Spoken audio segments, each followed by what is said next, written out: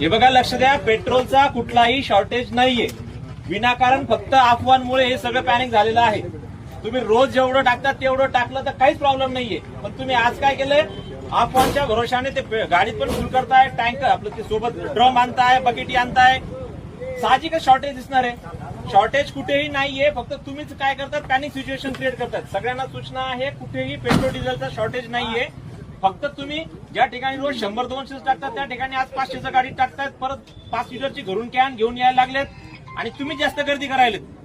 त्याच्यामुळे या ठिकाणी असं वाटतंय की पेट्रोलचा शॉर्टेज आहे. पेट्रोलचा शॉर्टेज नाहीये.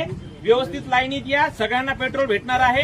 तुम्ही गर्दी केली तर पेट्रोल पंपवाले पण काय होत आहेत, पॅनिक होत आहेत आणि विनाकारण मग इथे गोंधळ वाढतोय आणि लोकांमध्ये खोटे चुकीच्या पद्धतीचे व्हिडिओज काय होतात, व्हायरल होत आहेत आणि त्या व्हिडिओचा आधार घेऊन परत अफवा पसरतात की पेट्रोल संपलंय, डिझेल संपलंय, गर्द्या होत आहेत किंवा शॉर्टेज होतोय. शॉर्टेज नाहीये. तुम्ही फक्त काय थोडंसं पॅनिक झाले आहे, त्याच्यामुळे जास्तीची डिमांड करतायत आणि त्याच्यामुळे गर्द्या होत आहेत.